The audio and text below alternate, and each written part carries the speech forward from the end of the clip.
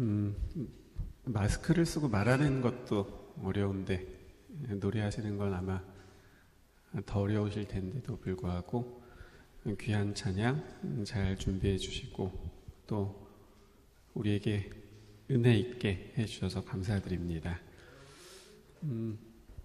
여러분 지금 약간 좀 추우세요? 괜찮으세요? 예, 추우면 이렇게 춥다고 얘기해 주세요. 그래야지 우리가 또 예배 드릴 때 추워가지고 막 덜덜 떨면서 예배 드리면 안 되니까, 그렇죠? 오늘은 세월호를 어떻게 기억하시나요? 예, 그런 제목입니다. 그저께 15일 어떤 한 젊은 청년이 저한테 이런 카톡을 보냈습니다. 내일이 세월호 7주기입니다. 그러니까 15일 날 보낸 거죠. 고등학교 성경 수업 때 세월호 사건을 어떻게 바라봐야 되는지 이야기 나눈 것이 기억이 납니다.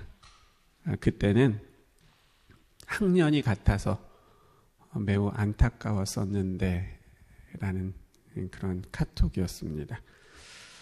사실 잘 기억하지 못하고 있었는데 이 카톡을 보고 나서는 맞아, 세월호가 이때쯤이었지 라는 생각이 났었습니다. 아마 세월호가 뭔지를 모르는 우리 대한민국 국민은 아무도 없으리라고 그렇게 생각을 합니다. 그렇죠? 7년 전인 2014년 4월 16일 인천에서 제주도로 향하던 여객선 세월호가 진도 인근 해상에서 침몰하면서 299명이 사망을 했고요. 그리고 5명은 여전히 실종된 그런 대형 참사였습니다. 그리고 이제 어제가 이제 그 사고가 일어난 지 7년 되는 날이었습니다. 그래서 전국 각지에서 이제 세월호 희생자들을 기리는 그런 추모식, 기억식 그런 것들이 많이 있었던 것을 뉴스를 통해서 볼 수 있었습니다. 세월호, 여러분은 이 사고를 어떻게 기억하고 계신가요? 제가 좀 자료를 좀 찾아봤습니다. 그랬더니 사고가 났던 2014년 7년 전 세월호라는 시가 신문에 실렸던 것을 보게 되었습니다. 이런 내용이었습니다. 돌아와라. 겨울이 이기고 봄이 돌아오고 밤을 새워 아침이 돌아오고 받지 못한 편지마저 돌아오듯 그냥 돌아와라. 차갑고 어두운 바다에 갇혀 나오지 못하는 나의 딸들아, 아들들아. 내 가슴 속에 갇혀만 있지 말고 내 눈앞으로 돌아와라. 보고 싶다는 말은 싫다. 잘 다녀왔다는 말 한마디만 들려다오. 돌아와라. 말 안 듣는 아들, 심술 많은 딸로 돌아와. 그냥 돌아와. 어제처럼 웃으며 돌아와. 나의 눈물을 닦아다오. 내일 너의 교복을 빨아 넣을 수 있게 해다오. 그냥 돌아오기만 해. 라는 그런 시였습니다. 세월호가 침몰했다는 소식, 특별히 그 배 안에 갇혀 있는 그 사람들 가운데 250명의 학생이 고등학교 2학년 학생이라는 그 소식을 듣고 이제 썼던 시였습니다. 내 가슴 속에 갇혀 있지만 말고 내 눈앞에 돌아와라. 말 안 듣는 아들, 심술 많은 딸로 그냥 오기만 해달라는 그러한 바람을 담은 시였던 거죠. 하지만 우리가 기억하는 것처럼 그날 구조된 사람들 외에 실종된 사람들 가운데서는 단 한 사람도 돌아오지 못했습니다. 뭐 여러 가지 사연들이 있더라고요. 자신이 입고 있었던 그 구명조끼를 벗어서 친구에게 건넸던 한 학생이 있었습니다. 이름이 정차웅이라는 학생이었는데요. 그러니까 이제 배 안에서 구명조끼를 입고 있었는데 이제 배가 기울기 시작하고 뭐 침몰한다는 소리를 들으니까 자기가 입고 있던 걸 친구에게 건네줬던 그 친구였습니다. 구명조끼를 건네받은 친구는 구조가 됐는데 막상 정작 그 조끼를 양보하고 건넸던 차웅이는 끝내 숨진 채 발견됩니다. 그런데 그렇게 숨진 채 발견된 이 차웅이에게 나중에 편지가 왔습니다. 그러니까 이제 이 학생들이 다 단원고등학교, 안산에 있는 단원고등학교 학생들이었잖아요. 그러니까 그 학교 담벼락에다가 돌아오지 못한 그 학생들을 향해서 쓴 작은 그 쪽지 같은 편지들이 수많이 붙어 있었는데 그 편지들 가운데 이 차웅이에게 왔었던 편지가 있었던 거죠. 그 내용이 소개가 됐습니다.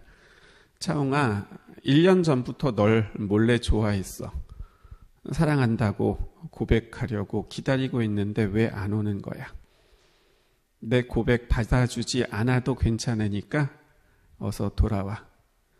그냥 옆에서 몰래 바라만 봐도 난 행복하니까 제발 돌아와. 그냥 쳐다만 볼 수 있는 기회라도 줘. 차웅아, 그만 애태우고 어서 돌아와줘. 너의 그 환한 웃음 보고 싶단 말이야. 진작 사랑한다고 말할걸. 좋아한다고 진작에 고백할걸. 너무 후회가 돼. 보고 싶어? 차웅아. 아마 고백하지 못한 채 좋아하던 한 여학생의 그런 편지였던 것 같습니다. 짝사랑하던, 그래서 꼭 돌아오라고 그렇게 기도하고 빌었던 이 여학생의 기도는 이루어지지 않았습니다. 뭐 생각해보면 이 여학생의 기도만 이루어지지 않은 것은 아니었습니다. 세월호가 침몰했다는 소식을 들은 다음에 대한민국 전체가, 전 국민이 기도하기 시작했습니다. 제발 좀 살아있을 수 있도록 도와달라는 기도였죠. 그런데 실종자 중에서 생존자로 바뀐 사람은 한 명도 없었습니다. 그저 바뀌는 숫자는 실종자에서 이제 사망자로만 변하는 숫자였지 구조되고 다시 돌아온 숫자로는 바뀌지 않았던 거죠. 세월호 사고가 있었던 그때 제가 여기 재활학교에서 고등학교 2학년 수업을 하고 있었습니다.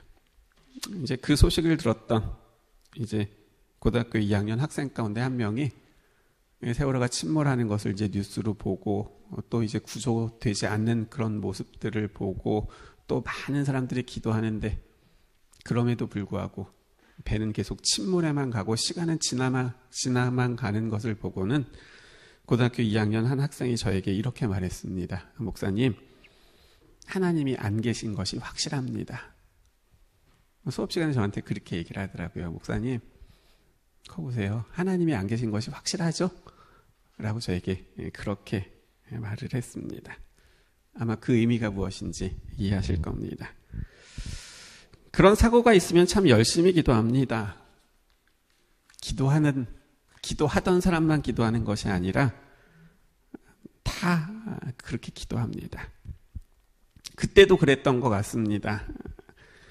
제가 뭐 인터넷으로 자료를 찾아봤더니 이런 기사도 있더라고요. 모든 신들께 기도합니다.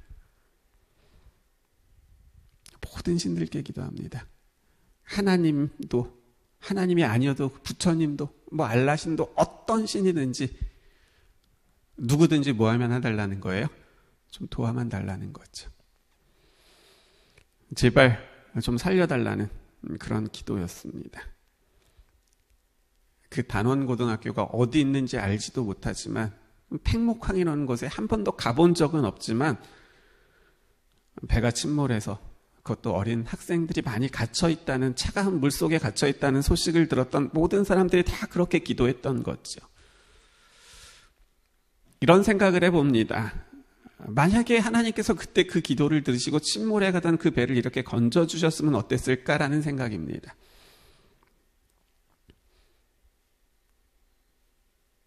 하나님 도와주세요. 하나님께서 그 배를 이렇게 건져주시는 겁니다. 아니면 큰 물고기를 배 밑으로 보내셔가지고 그 물고기를 이렇게 들어 올리게 하시든지 어떻게 하시든지 그 배가 이렇게 올라왔으면 어땠을까라는 생각이죠. 만약에 그랬다면 우리가 전도하기가 좀 편하지 않았을까요? 세월호 봤냐고, 그거 누가 그렇게 했는지 아냐고. 그런데 그런 일은 일어나지 않았습니다. 생각해보면 그렇게 침몰해 가는 그 배를 이렇게 올려주시는 게 하나님께는 어려운 일이 아니라는 걸 우리가 알잖아요. 그렇죠? 여러분, 요나서에 보면 무슨 얘기가 나와요? 풍랑이 있을 때 사람들이 요나를 물속으로 집어 던집니다. 근데 그 다음에 무슨 일이 있어요? 큰 물고기가 그 요나를 삼킵니다. 요나가 그 물고기 뱃속에서 3일을 지냅니다. 그리고 그 물고기가 요나를 이제 토해냅니다. 큰 물고기. 이스라엘 백성들이 홍해를 건널 때는 어떻게 됐어요? 홍해 바다였잖아요. 같은 바다잖아요. 근데 하나님께서 모세를 통하여 어떻게 하셨어요? 예. 그 바람이 불게 하셔가지고는 그 밤새 불었던 바람이 어떻게 했어요? 물을 갈랐잖아요. 그래서 이스라엘 백성들이 마른 땅으로 건너갈 수 있었잖아요. 구약에만 그런 얘기가 나오나요? 신약시대 예수님께서 제자들과 함께 배를 타시고 그 호수를 건너가실 때 미친 바람이 불었잖아요. 제자들이 살기 위해서 막 사투를 벌이잖아요. 노를 젓고 물을 퍼내고. 그러다가 자기들이 할 수 없는 것을 깨닫고 그때 그 배에 예수님께서 타고 가자고 말씀하셨던 그 예수님께서 같이 계시다는 것을 깨닫고 예수님을 깨워가지고 예수님께서 일어나셔서 어떻게 말씀하셨어요? 잠잠하라 고요하라 말씀하셨잖아요. 그랬더니 그렇게 미친 것처럼 불던 그 바람이 잠잠해지고 멈추는 것을 성경은 기록하고 있고 우리는 그 사실을 알고 있잖아요. 그런 몇 가지 기적 가운데 하나만 일어났다면 그럼 얼마나 좋았겠어요. 큰 물고기가 와서 들어 올리든지 아니 물이 갈라져 가지고 육지가 되든지 아니면 그렇게 접근하지 못하도록 그 물살이 세고 바람이 불고 했던 것들이 잠잠해지고 고요해졌다면 그럼 뭔가 상황이 좀 달라질 수 있었을 거잖아요. 그리고 우리가 알고 믿고 있는 것은 그런 일들이 하나님에게는 어렵지 않다는 거죠. 우리는 그저 생각 속에서 상상 속에서 가능한 일이지만 그게 하나님에게는 뭐가 어려워요? 하나님에게는 어렵지 않은 일이잖아요. 근데 아무 일도 일어나지 않은 겁니다. 시간은 점점 지납니다. 이제 무슨 시간이 지나가냐면 골든타임이 지나갑니다. 골든타임이라는 말은 뭐예요? 이제 갇혀있는 그 뱃속에서 갇힌 사람들이 살아있을 수 있는 그 마지막 시간이잖아요. 생존할 수 있는 그 시간이 지나가는 겁니다. 이제 골든타임이 지난 다음에 실종자 가족들은 이렇게까지 말합니다. 아직 그 몸에 살이라도 붙어 있을 때 한번 안아봐야 되는 거 아니냐고요. 아직 얼굴이라도 좀 확인할 수 있을 때. 왜요? 그 물속에서 시간이 오래 지나고 나면 그 몸의 형태를 유지하지 못하잖아요. 그렇죠? 왜냐하면 이런 말 좀 그렇지만 물고기들도 있고 그렇잖아요. 그렇게 바뀌고 변하거든요. 그러니까 이제 아직 뭐라도 보고 싶다는 거예요. 살아 돌아오지 못한다면 아직 살이라도 제대로 붙어 있을 때, 얼굴이라도 좀 그 형태를 갖추고 있을 때 좀 보고 좀 안아라도 봐야 되는 거 아니냐고 그렇게 그렇게 실종자 가족들이 말하는 거죠. 간절하게 기도하는 거죠. 그런데 그런 간절한 기도도 하나 이루어지지 않았던 겁니다. 그 가족들이 가족을 잃어버린, 아들을 잃어버린, 그 이제 고등학교 다니는 그 딸을 잃어버린 가족들이 살아 돌아오는 것은 이제는 고사하고, 아직 살이라도 제대로 붙어 있을 때 좀 한번 안아봐야 된다는 것이 그게 너무 큰 욕심인가요? 그런데도 그런 간절한 기도에 아무런 반응이 없었던 것이죠. 이제 그런 모습들을 보면서 성경 시간에 저한테 말했던 거죠. 목사님, 이제 껄렁껄렁거리면서 하나님이 안 계신 거 맞죠? 라고 저에게 그렇게 말을 했던 겁니다. 뭐라고 답을 하면 좋을까요? 도대체 무슨 얘기를 해줄까요? 이런 일들에 대해서 성경은 도대체 무슨 이야기를 우리에게 들려줄까요? 이제 성경을 좀 보실까요? 오늘 좀 몇 개의 말씀을 찾으려고 하는데요. 먼저 찾고 싶은 말씀은 누가복음 16장입니다. 누가복음 16장 27절부터 31절입니다.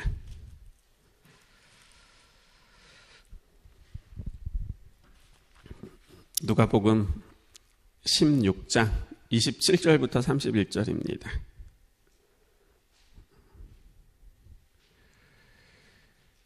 이르되 그러면 아버지여 구하노니 나사로를 내 아버지의 집에 보내소서.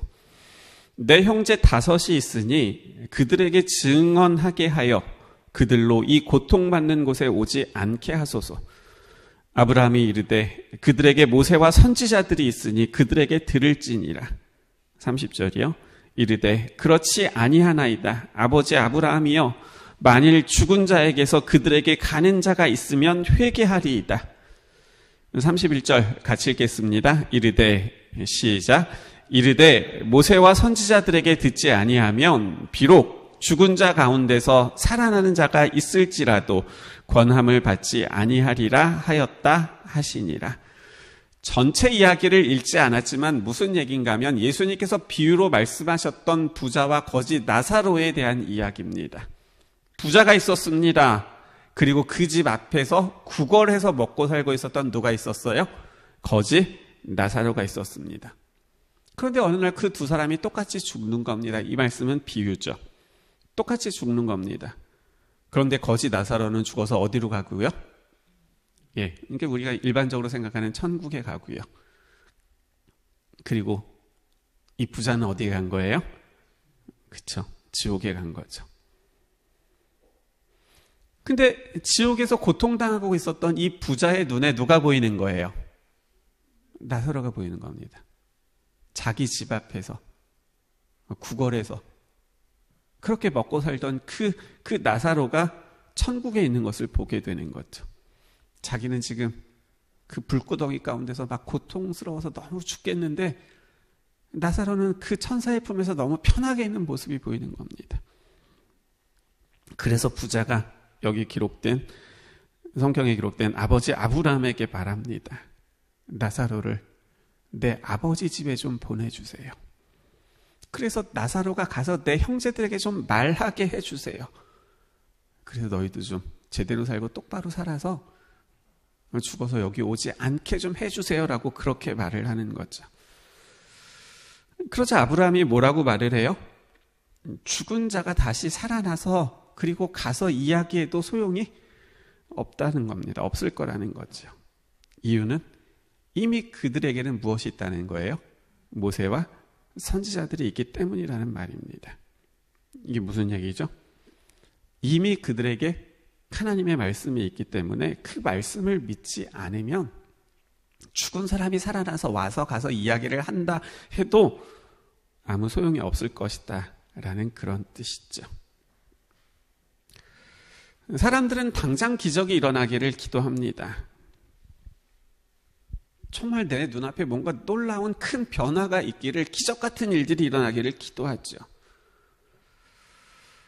그런데 그 기도를 들으시는 하나님은 생각이 좀 다르신 것 같습니다. 물론 하나님께서 사람들이 원하는 대로 그들이 기도하는 대로 들어주실 수 있으십니다. 그들이 원하는 것을 응답해 주시는 것이 하나님에게 뭐가 어렵겠습니까? 그러면요, 사람들이 원하는 대로 응답해 주시는 것, 하나님께서 그렇게 응답해 주시는 것이 정말 사람들을 위한 것일까? 사람들은 그렇다고 생각합니다. 그런데 하나님은 그렇게 생각하지 않으신다고 성경은 말하죠. 하나님이 원하시는 것이 있습니다. 그것은 사람들이 조금 더 사는 것이 아닙니다. 하나님께서 정말 원하시는 것은 사람들이 그저 이 땅에서 조금 더 연장되고 어려움 가운데서 건짐을 받아서 조금 더 사는 것이 하나님께서 원하시는 것이 아니라, 하나님께서 정말 원하시는 것은 사람들이 구원을 받아 영원히 사는 것이지요. 그런데 경험하게 되는 기적이 사람들을 구원으로 인도하여 영원한 생명을 얻게 하지는 못합니다. 이스라엘 백성들이 광야에서 매일같이 경험했던 것은 기적이었습니다. 홍해가 갈라집니다. 마실 수 없었던 쓴 물이 나뭇가지 하나로 달아집니다. 물이 아예 없었던 곳에서는 모세가 반석을 가리키고 반석을 쳤더니 물이 쏟아져 나옵니다. 이제는 가지고 왔었던 음식이, 식량이, 준비했던 것이 다 떨어지자 하늘에서 만나가 내리기 시작합니다. 그것도 먹다가 질려서 고기 먹고 싶다고 하니까 메추라기가 막 때로 날라옵니다. 이 모든 것들은 다 기적이었습니다. 여러분, 사막에 가보셨나요? 낮과 밤의 온도차가 얼마나 큰지 모릅니다. 단 하루도 살 수 없는 곳이죠. 그런데요, 그렇게 매일같이 기적을 경험했던 사람들이 어떻게 됐어요? 그 홍해 바다를 갈라서 마른 땅으로 건넜던 그 사람들이 40년 동안 그렇게 매일같이 살았는데 그들이 어떻게 됐어요? 그들 가운데 가나안에 들어갔던 사람은 이미 우리가 알고 있는 것처럼 칼렙과 여호수아 말고는 아무도 없었다는 겁니다. 예수님께서 이 땅에 오셨을 때 예수님으로 인하여 기적을 경험했던 사람이 얼마나 많은지 모릅니다. 죽었던 나사로가 일어나는 모습을 사람들이 봅니다. 보리떡 5개와 물고기 2마리로 5,000명을 먹이셨을 때 예수님께서 기도하시고 떡을 떼시자 그 5개의 보리떡으로 5,000명이 넘는, 그것도 남자만 먹는 모습들을 사람들이 보고 자기도 먹습니다. 그 외에도 얼마나 많은 기적을 베푸셨습니까? 그런데 예수님께서 정작 십자가에 달리셨을 때 그 수많은 기적을 경험했던 사람들, 봤던 사람들, 그 떡을 직접 먹었던 사람들은 어떻게 했습니까? 그날은 6월절이었기 때문에 모든 사람들이 다 예루살렘에 모였습니다. 그 모인 예루살렘 사람들 가운데 아마도 절반은 예수님의 기적을 직접적으로 경험한 사람들이고, 그리고 나머지 절반은 직접적으로 경험하지 못했다 할지라도 적어도 10번, 적어도 20번, 적어도 100번 이상 그 이야기를 들었던 사람들이었습니다. 그런데 그 사람들이 어떻게 말하죠? 마태복음 27장 21절 22절입니다. 빌라도가 이르되 그러면 그리스도라 하는 예수를 내가 어떻게 하랴? 그들이 다 이르되 십자가에 못 박혀야 하겠나이다. 빌라도가 이르되 어찌 미냐? 무슨 악한 일을 하였느냐? 그들이 더욱 소리질러 이르되 십자가에 못 박혀야 하겠나이다 하는지라. 빌라도가 말합니다. 내가 이 예수를 어떻게 하면 좋겠냐고 말합니다. 그러자 그들이 소리 지릅니다. 여기서 그들은 누구죠? 여기서 그들은 누구예요? 유대인들이요? 그렇게 말하면 절반밖에 안 맞죠. 여기서 그들은 어떤 사람들이에요? 예수님께서 베푸셨던 그 기적을 뭐 했던 사람들이요? 직접 경험했던 사람들입니다. 그 떡을 먹었던 사람들이에요.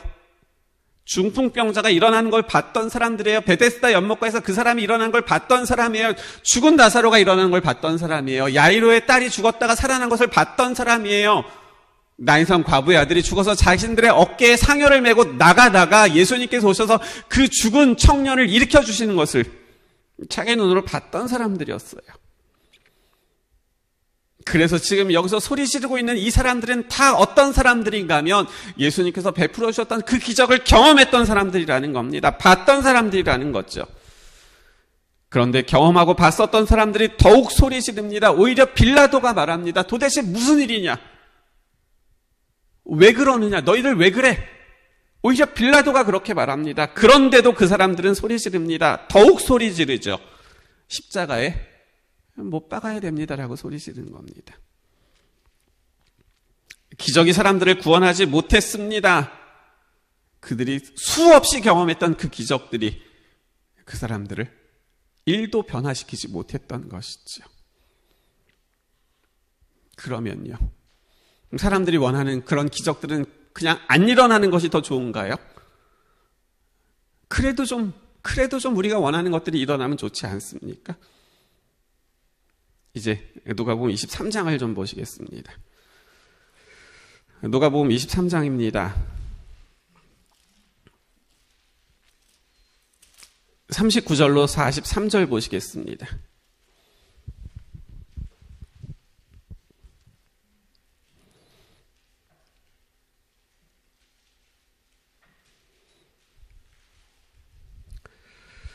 누가복음 23장 39절부터 43절입니다. 달린 행악자 중 하나는 비방하여 이르되 내가 그리스도가 아니냐 너와 우리를 구원하라 하되 하나는 그 사람을 꾸짖어 이르되 내가 동일한 정죄를 받고서도 하나님을 두려워하지 아니하느냐. 우리는 우리가 행한 일에 상당한 보응을 받거니 이에 당연하거니와 이 사람이 행한 것은 옳지 않은 것이 없느니라 하고 이르되 예수여 당신의 나라에 임하실 때에 나를 기억하소서 하니. 43절 같이 읽습니다. 예수께서 시작. 예수께서 이르시되 내가 진실로 내게 이르노니 오늘 내가 나와 함께 낙원에 있으리라 하시니라. 십자가가 3개 세워졌죠? 예수님은 가운데 달리셨습니다. 그리고 양편으로 강도 2이 달렸습니다. 십자가에 못 박으라고 소리를 질렀던 사람들이 볼 때 십자가에 달렸던 3사람이 죽어가고 있었습니다.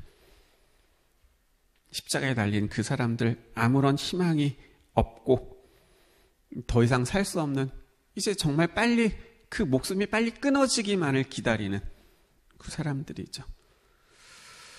아시는 것처럼 십자가는 사람들이 고안해 낸 형벌 가운데 가장 힘들고 고통스럽고 가장 오래 벌받게 하는 거잖아요. 그래서 옛날 기록을 찾아보면 십자가에 못 박혀 달린 사람에게 음식을 주거나 그러지 않는데도 불구하고 거기에 매달려서 며칠까지 산 기록이 있냐면 보름까지 산 기록이 있다고 합니다. 사람이 이렇게 안 죽는 겁니다. 그러니까 그걸 노린 게 십자가형이었어요. 피를 철철 흘리면서. 그럼 이제 독수리나 그런 것들이 와서 그렇게 하기도 하고 꼼짝을 못 하니까요. 아무 희망이 없는 겁니다. 그저 빨리 죽었으면 좋겠다라는 그 생각밖에 가질 수 없는 그런 거죠. 그런데 그날 무슨 일이 있었어요? 한편 강도가 예수님께 고백을 합니다. 예수님, 당신의 나라가 임하실 때 저를 좀 기억해 주세요. 그러자 예수님 대답하십니다. 내가 너에게 오늘 약속하는데 네가 나와 함께 낙원에 있을 것이다. 사람들이 볼 때는 처참하게 죽어가고 있는 십자가였습니다. 희망은 1도 없습니다. 죽음만 있는 것이고 그저 빨리 죽었으면 좋겠다라는 생각밖에 가질 수 없는 곳이었습니다. 그런데 그 십자가에서 예수님은 한 사람을 구원하셨습니다. 희망이라고는 찾을래야 찾을 수 없는 십자가였지만 예수님은 그 십자가에서 한 사람을 구원하셨던 거죠. 다른 한편 강도도 있었습니다. 뭐라고 말을 해요? 네가 정말 하나님의 아들이거든 어떻게 하라고요? 너도 좀 풀려나고 나도 좀 풀려나자고 이야기합니다. 뭘 원하는 거예요? 기적을 원하는 거죠. 예수님은 그 강도의 요청에는 아무런 대답을 하지 않으셨습니다. 그렇게 십자가에 못 박혀 죽어가고 있던 그 강도가 갑자기 그 십자가에서 내려오게 된다면, 그래서 살게 된다면 그건 기적일 것입니다. 그러면요, 그렇게 기적을 경험해서 십자가에서 내려와서 만약에 십자가에서 내려오게 된다면 이 강도는 어떻게 될까요? 풀려날까요? 아니면 다시 감옥으로 가게 될까요?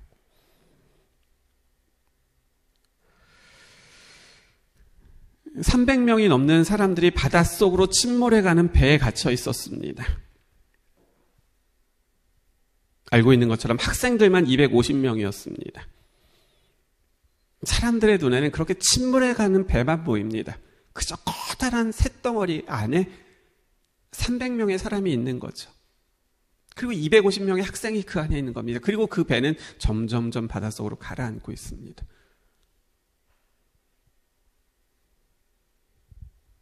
인공위성이 있고 핵폭탄이 있고 스마트폰이 있고 온갖 첨단 장비를 가지고 있지만 어느 누구도 그 배를 거기서 건져낼 수 있는 아무도 없었습니다. 그저 그 배가 점점 바닷속으로 가라는 것만을 멀리서 지켜볼 수밖에 없는 것이죠. 그리고는 점점 그 골든타임이 이게 지워져 가고 있다는 것만 볼 수밖에 없었던 거죠. 그런데요, 여러분, 그때 그 배 안에서 무슨 일이 있었는지 아십니까? 그때는 몰랐습니다. 배가 침몰해 가던 그때는 몰랐어요. 그저 그 물속으로 가라는 배만 보였죠. 그 안에 정말 수많은 250명의 학생들이 있다는 것만 기억했죠. 그런데요, 시간이 조금 지나고 나서 그 안에서 무슨 일들이 있었는지를 우리에게 알게 해주는 신호들이 있었습니다. 그것은 나중에 그 학생들이 가지고 있었던 핸드폰의 문자와 카카오톡 메시지 같은 것들을 통해서 나중에 알려진 것들이었죠. 그리고 우리는 그 문자와 메시지를 통해서 그 안에서 무슨 일들이 있었는지를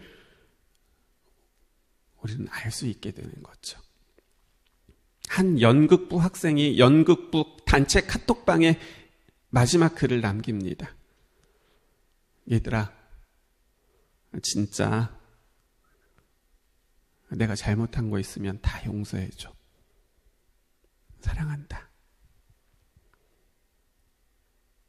또 이런 글도 있습니다.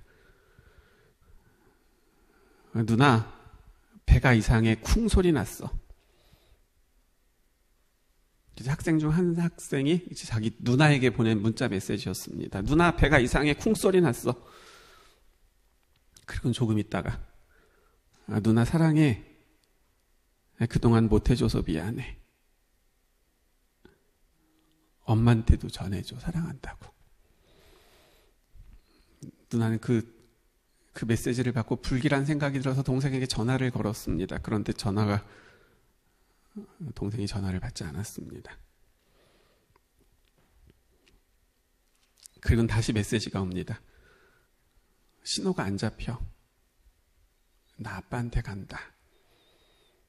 그 메시지가 끝이었습니다. 선생님은 38명의 제자가 있는 단체 카톡방에 얼른 말을 걸었습니다.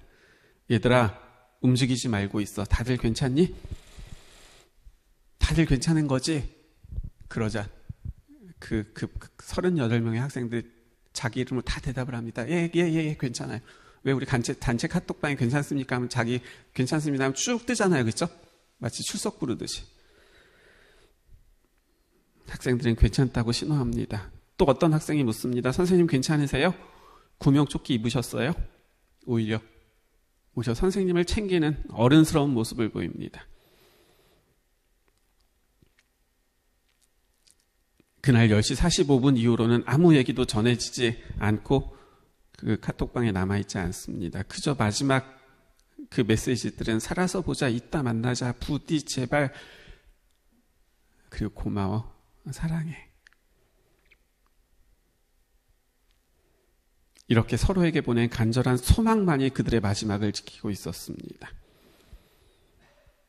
이것이 그 차가운 바닷속 안에서 있었던 모습들이었습니다. 밖에서 볼 때는 희망이 없어 보이고 죽음만을 기다리고 있는 그런 곳이었는데 오히려 그 배 안에서는 서로 챙기고 끝까지 사랑한다고 말하는 그 말을 더 전하려고 애쓰는 모습만 보였다는 것이죠. 미움은 그곳에 없었습니다. 시기도 욕심도 없었습니다. 학생들에게서 있을 법한 경쟁도 없었습니다. 그곳에는 오직 용서를 구하는 마음만 있었고 사랑만 있었고 기도만 있었습니다. 한편의 강도는 평생을 강도짓만 하고 살았습니다. 오죽했으면 십자가에 달릴 정도였겠습니까? 그런데 그 한편 강도는 자신의 인생의 마지막을 너무 좋은 곳에서 보내게 됩니다. 그 좋은 곳은 놀랍게도 십자가였습니다. 어떻게 십자가가 좋은 곳이 될 수 있습니까? 왜요? 십자가가 좋은 곳은 아니지만 그가 달렸던 십자가 자기 바로 옆에 가장 가까이에 누가 계셨어요? 예수님이 계셨습니다. 그래서 이 한편 강도는 가장 가까운 곳에서 예수님을 봅니다. 성경을 읽어보면 이 사람도 처음부터 그러지 않았습니다. 이 한편의 강도도 다른 한편의 강도와 똑같았습니다. 똑같이 얼마나 힘들어요.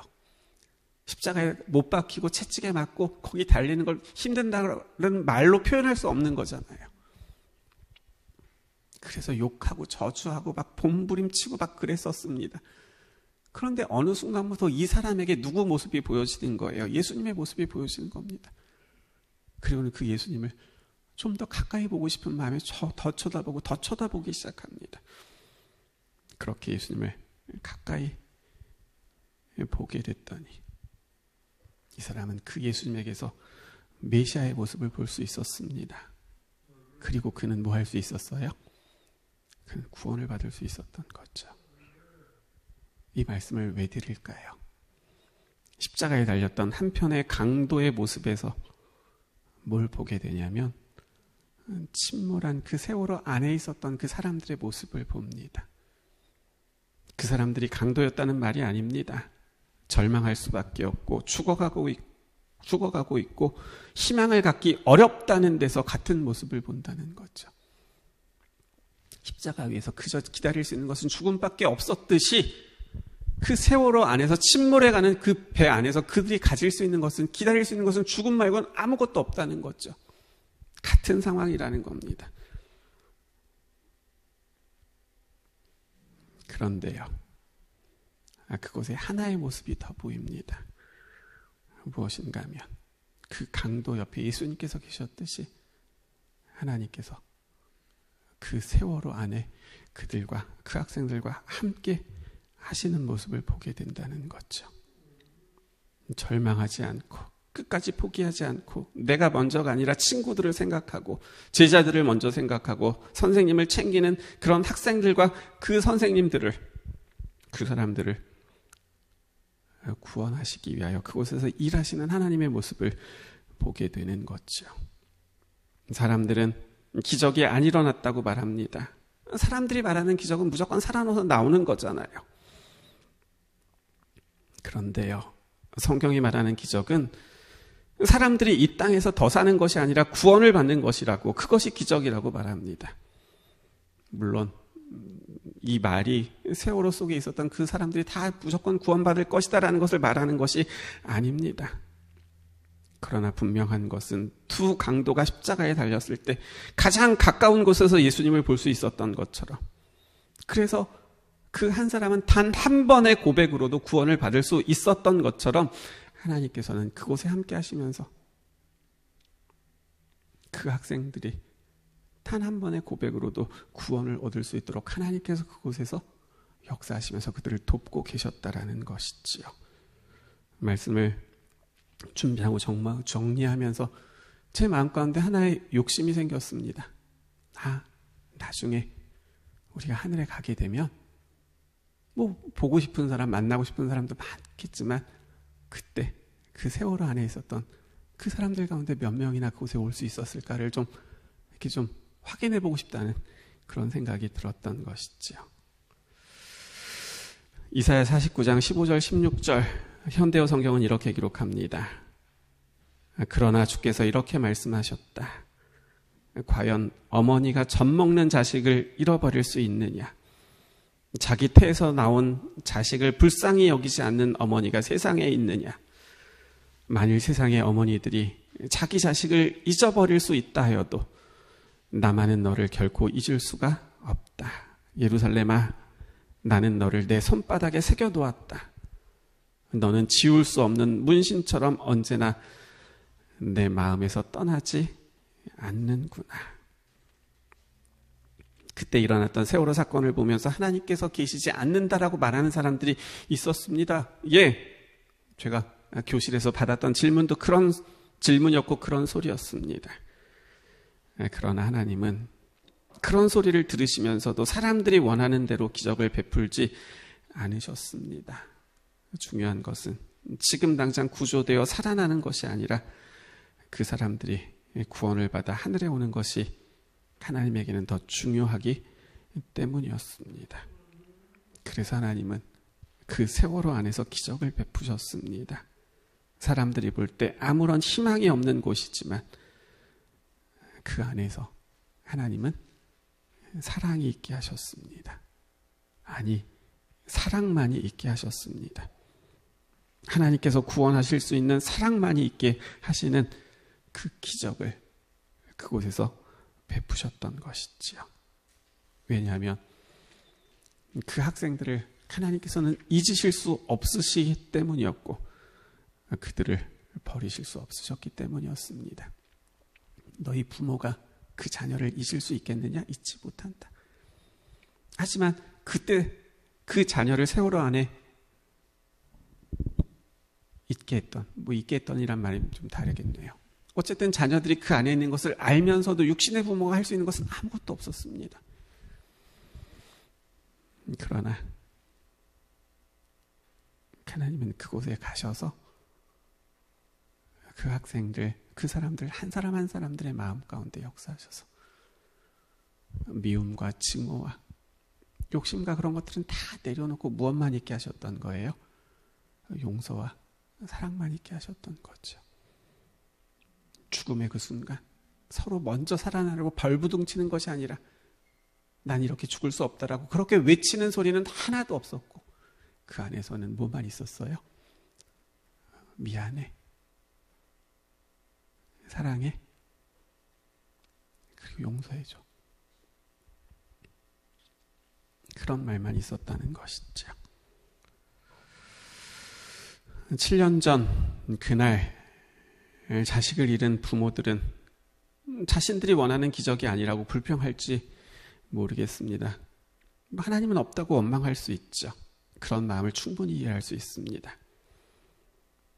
그런데도 하나님께서는 사람들이 당장 원하는 대로 응답해 주시는 것이 아니라 하나님께서는 그들을 구원하시는 하나님의 방법으로 기적을 베푸시는 거죠. 왜냐하면 그것이 더 중요하기 때문에 그렇습니다. 하나님이 아들을 세상에 보내셔서 십자가에 죽게 하셨던 이유는 그저 이 세상에서 조금 더 살게 하시기 위함이 아니었습니다. 아들로 말미암아 구원을 얻게 하시기 위함이었던 거죠. 그래서 예수라는 이름의 뜻이 뭐예요? 자기 백성을 저희들의 죄에서 구원하는 것이잖아요. 여러분, 7년 전 그 세월호 사고를 우리는 어떻게 기억하고 있나요? 그죠? 구조되지 못한 채 물속으로 빠져들어가고 있었던 그 모습만 기억하고 있습니까? 아니면 약 300명에 가까운 사람들이 구조되지 못한 채 죽었다는 사실만 기억하고 있습니까? 그렇다면 우리는 그저 세월호의 겉모습만을 기억하고 있는 것이죠. 우리가 기억해야 될 모습은 그 안의 모습들이었습니다. 당시 승무원은 이런 문자를 남깁니다. 구하고 난 나중에 나갈게. 우리 승무원은 마지막이야. 교사는 이렇게 말합니다. 빨리 여기서 빠져나가. 한 학생은 이렇게 이야기합니다. 이 구명조끼 네가 입어. 또 그 배 직원이었던 선원이었던 사람은 이렇게 말합니다. 지금 빨리 아이들 구하러 가야 돼. 그래서 길게 통화하지 못해. 그리고 선생님, 기간제 선생님이었던 것 같은데요. 걱정하지 마. 니네들 먼저 다 내보내고 선생님 나갈 테니까 걱정하지 마. 밖에서 볼 때는 뭐만 보여요? 그저 침몰해 가는 쇳덩어리만 보입니다. 희망 없습니다. 죽음만 기다리고 있는 모습만 보이는 것이죠. 그런데 그 배 안에서는 챙기고 서로 챙기고 끝까지 사랑한다고 말하는 그런 모습만 보였다는 것이죠. 미움은 없었습니다. 시기도 없었습니다. 욕심도 없었습니다. 경쟁도 없었습니다. 무엇만 있었어요? 사랑만 있었습니다.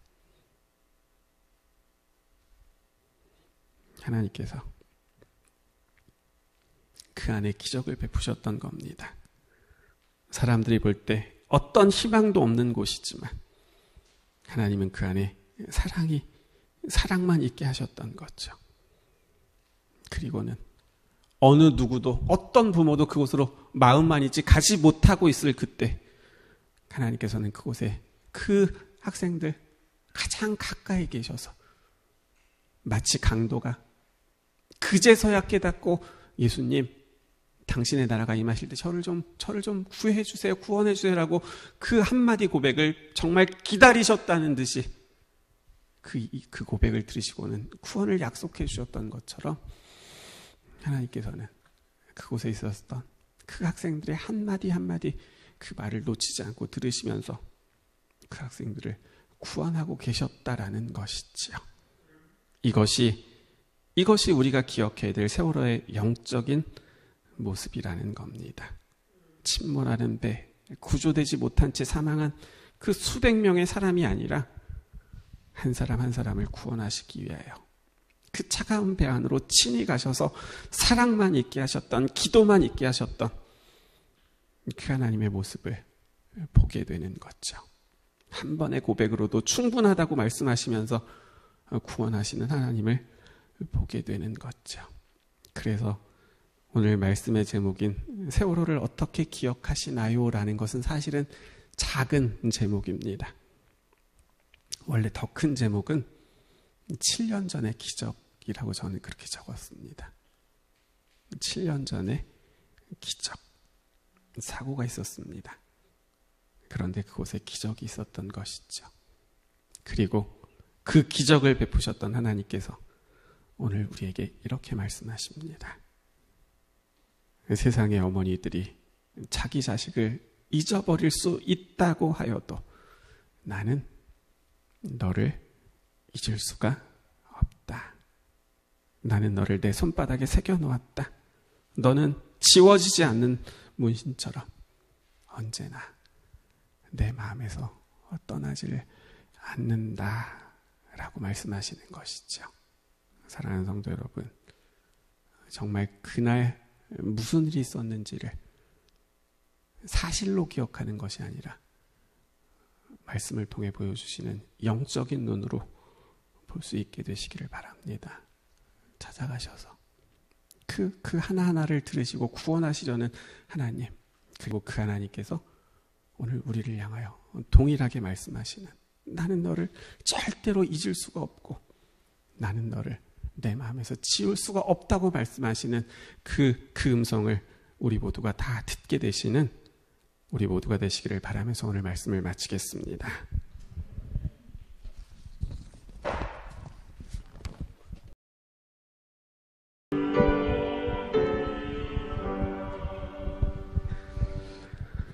하나님, 사람들은 사고라고 말합니다.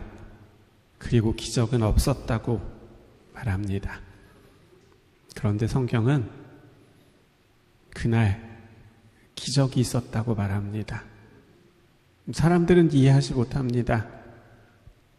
어느 누구도 살아서 돌아오지 못했는데 무슨 기적이 있었냐고 말합니다. 그런데 성경은 하나님께서 그곳에 함께 하시면서 가장 가까이 계셨고 그래서 그곳에 있었던 모든 사람들의 마음 가운데 미움과 원망과 욕심과 경쟁과 시기 같은 것들은 다 내려놓고 용서와 이해와 사랑과 그리고 미안함만,